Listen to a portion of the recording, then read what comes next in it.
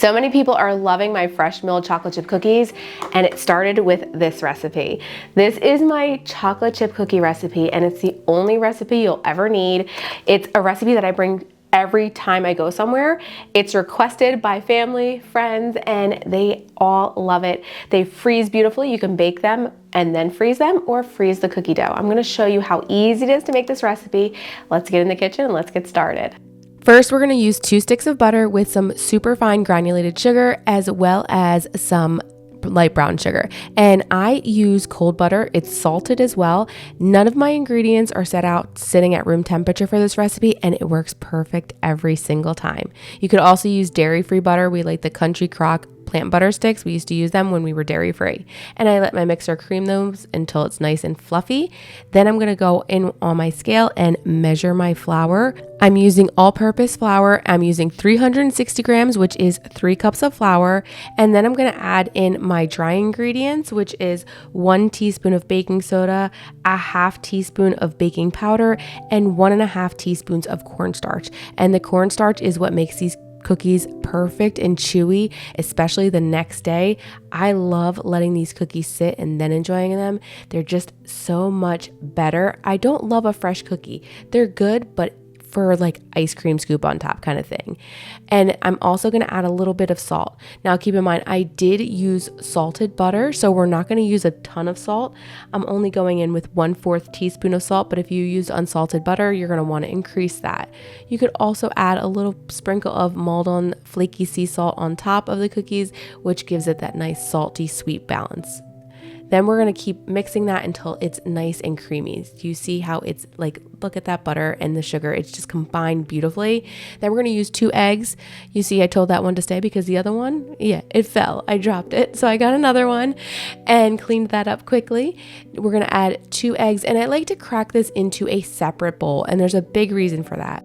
We like to get pasture-raised organic eggs, and sometimes they have a little bit of, things in there, red, and I just take that out because we're not going to waste our eggs. It's just a little thing in there, and if you made hard-boiled eggs, you'd probably eat it if you didn't know. So I take that out and I don't put it into the cookies, and they come out perfectly fine. I know a lot of people like to just toss the whole egg, but I just take it out. It's easy to do. If it was like all over in the egg, I'd toss it.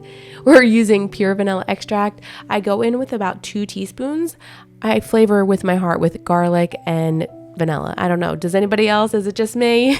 I will say when you use a good vanilla extract, it really does bring out that flavor in the cookies. I don't recommend using like an imitation or anything like that. We're going to quickly combine that with the wet mixture of the sugars, and then we're going to add, I want to say, half of our dry mixture. And the reason I do this is because my KitchenAid will fly it all over. So if you're using like a Bosch or an Ankerstrom, you could probably add the whole entire thing, but my KitchenAid just like flies it all over. You could use the thing on the top, but again, that thing, the cover cage thing, just gets in my way. And so does this beater sometimes. So I kind of have to put it back down and then zhuzh it around, and then I could put the rest of the flour in. I am really excited. The Ankerstrom has new beaters that can beat cold butter, and I've always been scared to use my Ankerstrom for mixing dough stuff like this. That's not like bread dough, because I feel like those beaters just weren't built for it. So I'm excited to try those out in June, and I will get them and keep you guys posted if you guys are interested in seeing those. I wasn't able to get them on the flash sale when they first introduced. I was a little bummed about that. So now we're just going to mix the flour with the wet mixture just until it's just combined. You'll still see some flour. And the reason is we don't want to over mix our batter. So I measured out some, you could do whatever you want. I did some semi-sweet mini chips and then some milk chocolate morsels. You could do whatever size you prefer. You could do chunks, whatever, but I do always make sure that it's 170 grams of each. So I like to use 2 or 3 different types. You could even use white chocolate chips in here. So you can see the dough is really stiff, and it's because we used all cold ingredients. I know it's usually a no-no, but it really works in this recipe. And I've never once taken it out and let everything soften. So you can rest assured, as long as you're doing it like this, you don't have to refrigerate or anything. I do recommend, if your mixer can't handle it, you might want to soften your butter a little bit, but our mixer does just fine with the cold butter.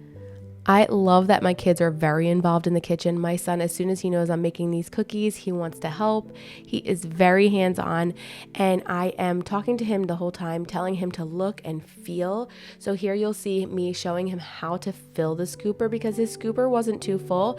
So we're doing hand over hand, I call it, and we will feel the dough getting into the scooper, but also looking at the scooper, scraping it off, making sure there's nothing excess on the sides and that we have a nice round scoop. And he feels that motion, and then eventually he can repeat it on his own without help or minimal help. And he really loves to help in the kitchen. I'm such a proud mom. My daughter made 3 different types of cupcakes from my site and sold them at her co-op's bake sale. It was absolutely incredible just to watch her in the kitchen. And she was like, well, what do you expect? I'm a baker's daughter. And she did the most beautiful cupcakes. She turned my chocolate cake into chocolate cupcakes. She did Oreo cupcakes as well as confetti cupcakes. And they were so beautiful. She just did such a great job. Once the cookies are freshly baked and out of the oven, I will take them out and place on chocolate chips while they're cooling. Once fully cooled, we let them rest on a cooling rack. So after making these with fresh milled flour, these are still absolutely delicious, but the fresh milled flour brings it up a different level. The sweetness is different, the softness, the tenderness, it's just really good. And I don't know how to explain that other than you have to try it yourself if you ever wanted to get into fresh milled flour. Don't know.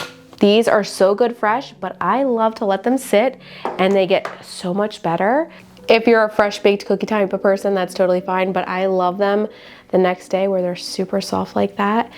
And look at that. Oh, they're perfect. And these are my favorite cookies, and I think you guys are gonna love them too.